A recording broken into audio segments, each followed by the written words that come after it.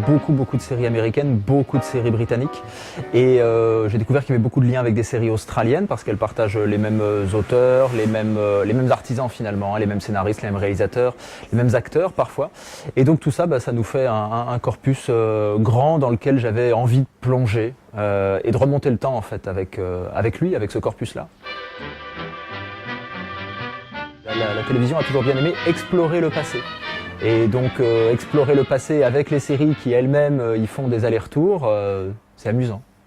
À la télévision, on a rarement d'exploration politique explicite, on n'a pas, ou très peu de séries militantes par exemple, hein, qui tiendraient un discours structuré, explicite sur la société et la politique, mais par contre on a tout un tas de thématiques qui vont revenir, hein, parfois de manière souterraine ou parfois de manière plus affirmée, et dans les westerns par exemple, il y a évidemment un discours sur la civilisation américaine avec des grands thèmes de cette civilisation, hein, sur ce que c'est que la nature sauvage, sur ce que c'est que la vie en société, sur ce que c'est que les règles, sur ce que c'est que la famille aussi, par exemple. Et c'est quelque chose qu'on va retrouver ensuite dans les différentes périodes, alors en suivant évidemment l'évolution aussi de l'histoire. Hein. Par exemple, quand l'histoire va se mêler de science-fiction, ce sont de nouvelles thématiques, de nouvelles angoisses qui vont arriver, hein, celle du nucléaire, celle de la guerre, parce que c'est la guerre froide aussi, bien sûr. Et puis des thématiques sociales qui sont toujours très présentes, par exemple en Grande-Bretagne, plus sans doute qu'aux États-Unis. Mais en tout cas, toujours oui, cette préoccupation, elle est là, parfois un peu difficile à déceler de prime abord, c'est-à-dire au-delà du divertissement, mais elle est quand même là. Il y aurait une série à faire sur les interactions entre minorités. Parce que finalement, quand une minorité est représentée dans le western, il y a les Asiatiques aussi, hein, les Chinois, ils sont un tout petit peu. Hein, à la télévision, on les voit peu, mais on les voit un peu. Mais finalement, il n'y a pas d'interaction entre les minorités sont toujours rapportées à la majorité blanche. Donc c'est le cuisinier chinois dans la famille blanche, c'est le compagnon d'armes afro-américain avec le héros blanc, ou bien l'ennemi mexicain face, encore une fois, au protagoniste blanc.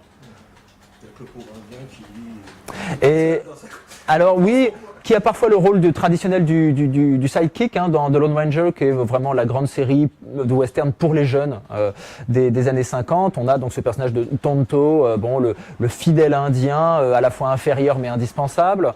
Mais évidemment, on n'est pas du tout là dans la recherche d'une quelconque authenticité. Bon, voilà. Il est là aussi pour le décor, pour le maquillage, pour les plumes en quelque sorte.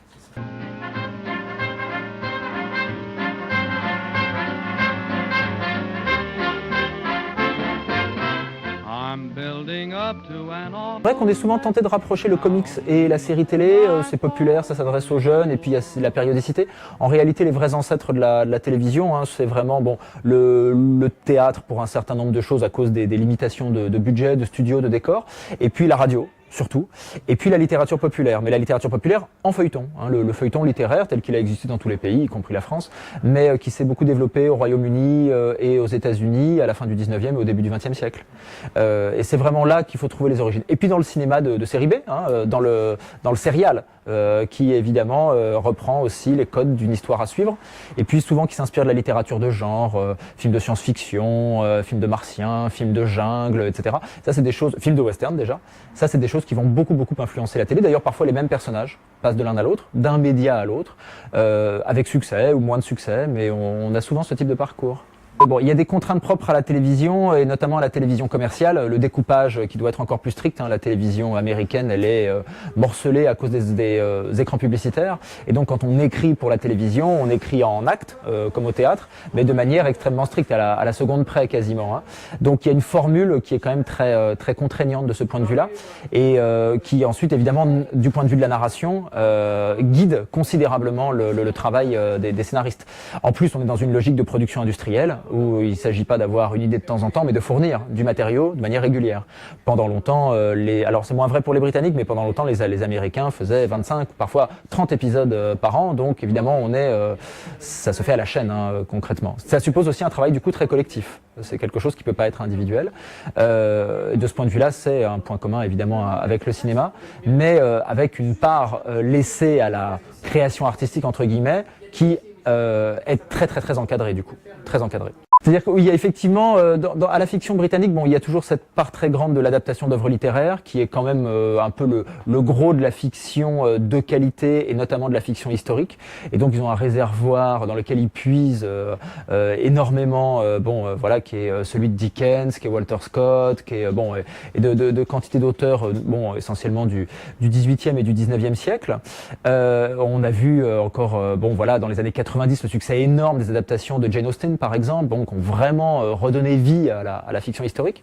Et en même temps, chez les Britanniques, il y a le goût de la fantaisie, il y a le goût de l'aventure, parfois des choses un petit peu légères, un peu osées. Enfin bon, quand on regarde Doctor Who, qui est un grand élément du patrimoine télévisuel britannique, il y a des choses quand même qui sont voilà, un peu, j'allais dire bébêtes, enfin on dirait silly en anglaise, hein, voilà, pour s'amuser, et qui ont toujours trouvé leur place assez facilement quand même sur les écrans britanniques, à côté de choses justement beaucoup plus sérieuses, parfois un peu hiératiques, c'est vrai, et cette diversité-là de tons, très assumée, on la trouve pas facilement ailleurs.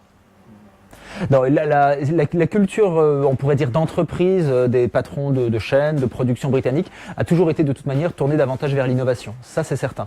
Alors aussi parce que quand même les contraintes qui pesaient sur eux étaient moins grandes, le marché est moins grand, les sommes en jeu sont moins grandes. Et effectivement, beaucoup de séries britanniques un petit peu audacieuses sont faites dans les années 60, un peu avec des bouts de ficelle aussi.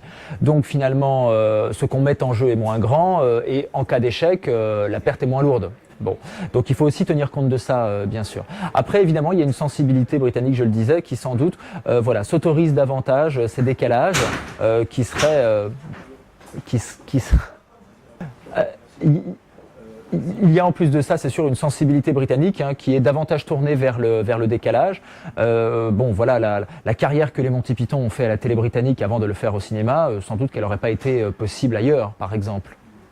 C'est vrai qu'en Angleterre, il y a peut-être aussi, quand on pense par exemple au Swinging London des années 60, il y a peut-être plus une forme d'unité culturelle qui est aussi plus facile à atteindre dans un petit pays qu'aux États-Unis où finalement il y a une civilisation qui est commune, mais enfin entre le fermier du Midwest et le New-Yorkais, il y a quand même à la fois des milliers de kilomètres et des bases culturelles qui sont pas forcément les mêmes. Par ailleurs, je crois que les Britanniques ont toujours pensé que l'audace pouvait mener au succès, alors que le conformisme a toujours été plus grand aux États-Unis, où finalement on a toujours tendance à répéter la recette, celle qui marche parfois d'ailleurs un peu par accident réjouit tout le monde, je veux dire l'innovation, et ensuite elle va être copiée, décalquée, affadie, jusqu'à vraiment user la corde au maximum. Les Anglais ont toujours cru, et c'est quelque chose qu'on a retrouvé ensuite dans les séries scandinaves plus récemment, qu'on pouvait tenter quelque chose d'étonnant, de dérangeant, et que ça marche quand même. Alors sauf que les Scandinaves le font avec des marchés tout petits, des populations toutes petites, très réduites, alors que les Anglais le font avec des marchés plus grands et surtout passent la barrière de l'exportation, ou en tout cas la passent depuis très longtemps. Et en cela, c'est une vraie leçon qui est donnée aux autres industries télévisuelles, puisque ça montre qu'on peut faire quelque chose qui est nouveau, étonnant, inattendu, et malgré tout connaître le succès.